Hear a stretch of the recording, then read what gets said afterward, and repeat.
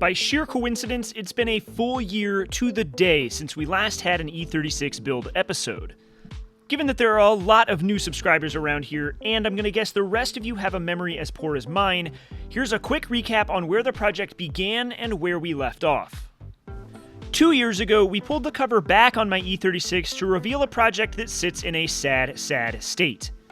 I've owned this car since I was 17 years old, but after having it painted a few years back, I didn't have the money on hand to see the rest of it through. So it wound up sitting for years on end. Time spent sitting in the California sun had destroyed the interior, and it meant that this car needed pretty much everything.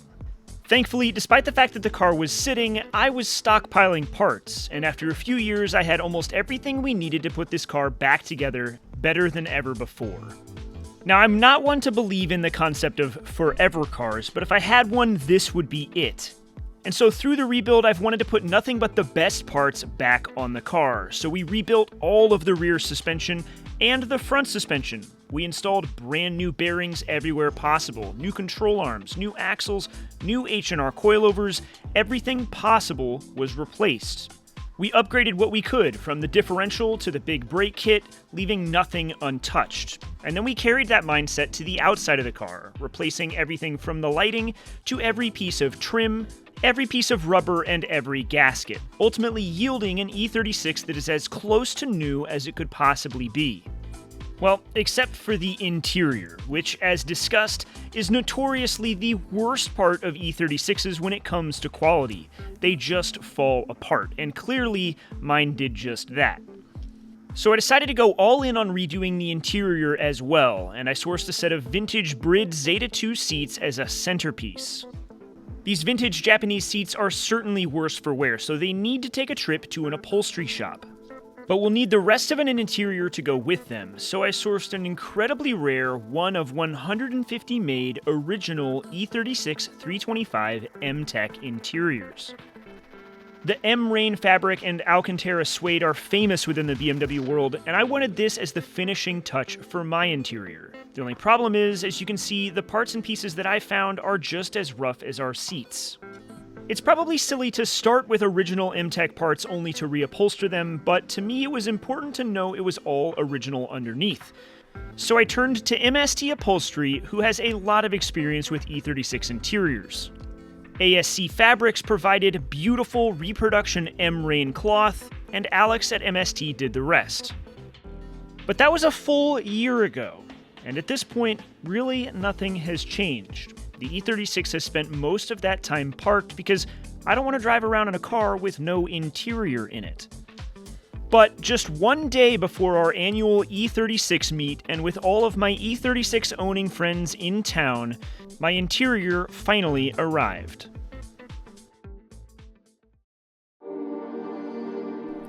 Admittedly, it took more time than expected. There were some hiccups to overcome, but in the end, Alex did a phenomenal job bringing an idea I saw in my head to life. Without hesitation, it was all hands on deck to get the E36 put together for the following day. Andre focused on getting the front seats mounted to sliders, while Blake and Oliver tackled the installation of the rear parcel shelf and the rear seats. While they were focused on the inside, Ennis and CJ focused on some goodies under the hood. As some of you may remember, my car currently runs a set of Fluid Motor Union open velocity stacks on the S54 throttle bodies, and while it makes an unbelievable induction noise, I think after 15 or so years, it's time to finally pull some filtered air into this engine and to do something about the big, ugly, empty cavity in the engine bay, something I've never been quite satisfied with. In place of the velocity stacks, we'll be installing a beautiful all-carbon fiber CSL-style intake plenum from Turner Motorsport. While CJ and Ennis installed that, lastly, I dug around and found some old BAV sound speakers I've been sitting on for a number of years, and these will go a long way towards improving the sound system in the E36. Under the hood, clearance is at a minimum. Modification is required to make it clear the hood, and persuasion is required to make it clear the strut tower, but after a bit of work, everything was indeed fitting, which brings us to the big problem we encountered, the headliner. My car has been converted to a slick top. The headliner we thought was for a coupe is for a 318 Ti, and thus it didn't fit, so it's back to the drawing board before we can install that and the associated parts. But after a group effort, we got the rest of the interior installed and everything squared away under the hood. It's been a long time coming, but it's one step closer to finished.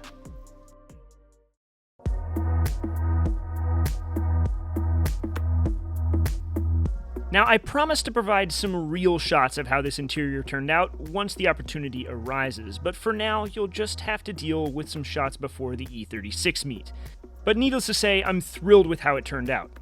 And as for the Turner Motorsport intake plenum, I'm just as excited. But we'll revisit that later in the episode. First, let's talk about the E36 Meet.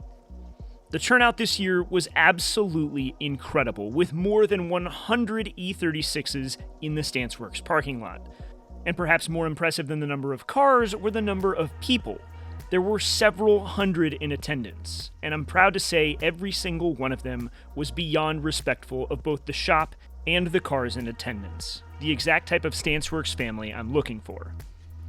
The event brought out a little bit of everything, from track cars to show cars, to engine-swapped cars, to those loved by absolute purists. There was something for everyone involved, and it was a true treat to see them. So if you made it out, and you happen to be watching, a special thank you to each and every one of you. It gives me even more confidence towards having events like this at the shop, so keep your eyes peeled, and hopefully before long, we'll have another one. Now, as mentioned, we've got more work to do under the hood. We've got our intake plenum installed, but we've got some changes to make to the car's cooling system, both for the radiator and the oil cooler.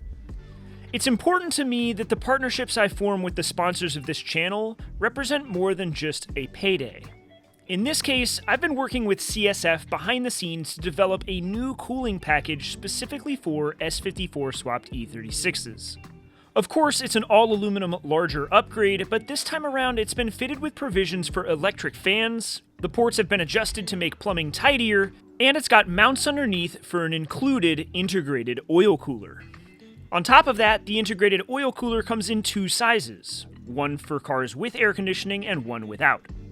And last but not least, the ports on the oil cooler allow for the use of factory BMW oil lines or AN hoses, all in an effort to create the most comprehensive cooling package possible for S54 swapped cars just like mine. So let's get this thing installed, which, for better or worse, begins with ripping off the splitter and under tray from the front of the E36. Although it looks and performs well, it definitely adds a degree of frustration when I want to service anything under the front of this car. But hopefully soon, jobs like this will be few and far between. With the under tray out of the way, I proceeded to spray coolant all over the floor before catching it in a proper drain pan. On top of that, I forgot to remove my radiator cap, so air pockets meant this stuff just had to dribble out for half an hour. But with the fluids drained, I was able to actually remove the radiator itself, and it's pretty clear BMW expected you to do this a lot, what with them designing awful cooling systems in general. Removal of the radiator just means removing the hoses and popping the upper clamps, and then it just lifts out, only for you to, of course, spill more coolant all over the place if you happen to leave some in the bottom. Not that I would do that, because I am a professional. Now, as part of this process of replacing the oil cooler, we've also got to drain the oil from the car.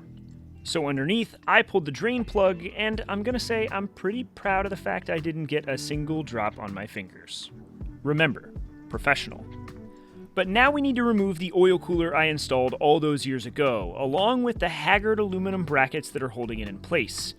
It might work well, but it sure does look awful, and it's been an eyesore for years.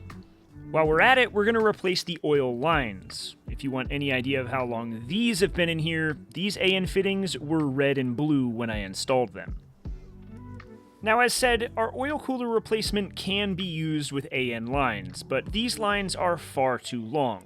If I were going to keep them, it'd be an opportunity to simply shorten them, but instead, I've got some fresh factory lines sitting around that I'd like to try out. Now, technically speaking, E46 M3 hoses will fit with a bit of work, But what you should use are Euro E36 hoses, as they are a better fit for the chassis. But in my case, I'm going with E46 units because it's what I have on hand. The same O-rings and block fittings attach the hoses to the oil filter housing on the engine and to the oil cooler, which I now have installed on the bottom of our radiator. Now, I plan on running air conditioning, so I've got the smaller oil cooler in place, but for the track guys, you can go with the bigger optional counterpart. We had test fit a number of these units on my car in the past, but having the final production unit in hand and seeing it fit right into place was a wildly satisfying feeling. It's hard to say I've ever been enthusiastic about radiators, but fitting one that I had a hand in helping to design is rewarding to say the least. Now, as part of the oil change that we're performing, we need to change our oil filter, and one of the coolest touches that Fluid Motor Union performed on my engine was a custom oil filter cover. Now, if you made it this far into the episode, chances are you're already subscribed, but if you're not and you want to see more episodes like this one, you should consider doing so, because your support helps this channel grow and allows me to keep making videos just like this.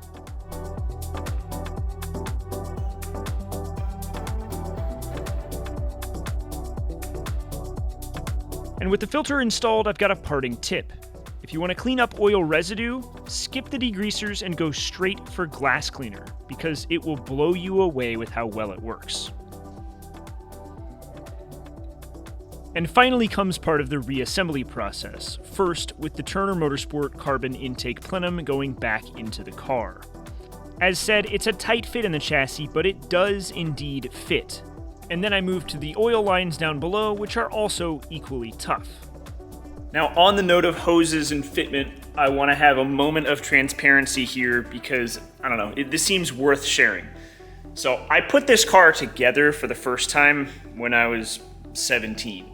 Most of the motor swap was done at 17 and 18 years old, and I made a lot of choices that weren't necessarily the best ones at the time, including power steering hoses. In order to make the S54 pump work on my system, I took this hose, which honestly I have no idea where it came from or what it's from, and then turned it around on itself and bent the ends until I got it all hooked up and plugged in, and then I sent it, and I forgot about it. I didn't even know that this was under here. It was fully kinked under the car like this. I am honestly surprised that it even worked. So, all of that to say, you don't have to be perfect, and you can start small and then work towards making your cars perfect. I'm still doing the same thing, fixing things that I did when I was a kid, but it's fine. You can grow as a builder. But with that said, I'm gonna take this down to the hydraulic shop and get a new hose made so that there's a correct shaped one on the car.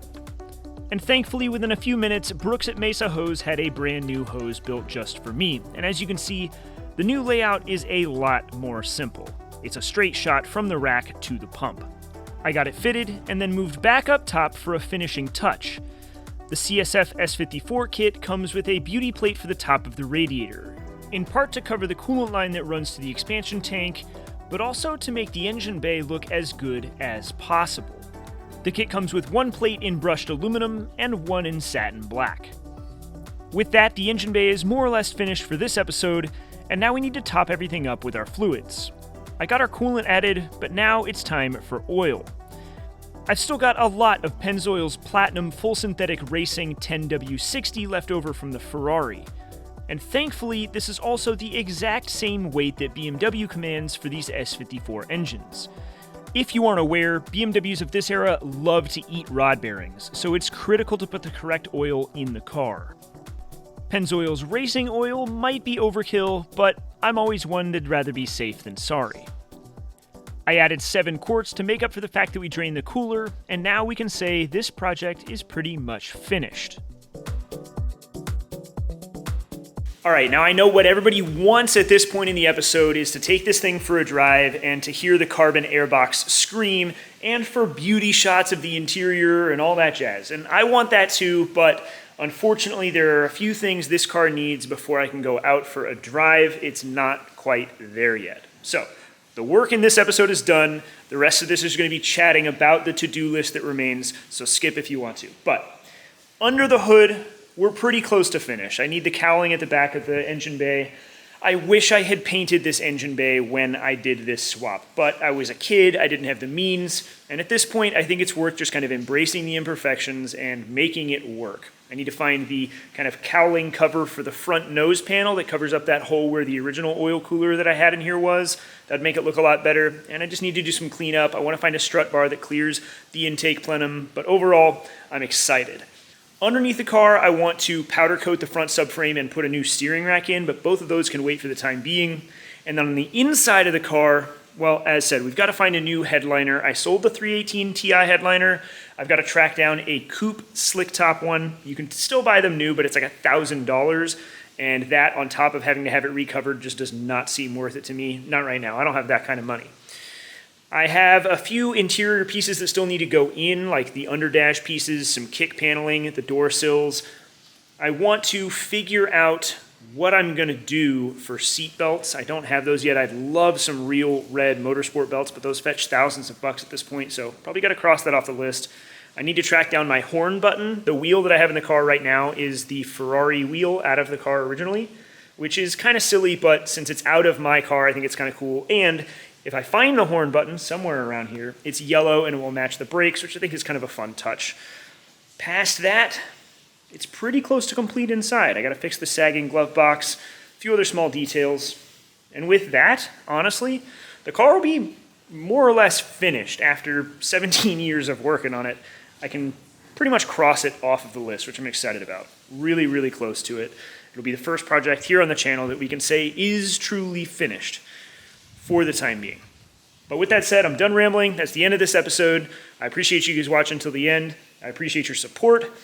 If you want early access to the new apparel, which is down here on the floor, don't forget, head to the StanceWorks Discord channel and subscribe, or to the StanceWorks Patreon. All of my subscribers get first access before anything sells. So do that if you want to.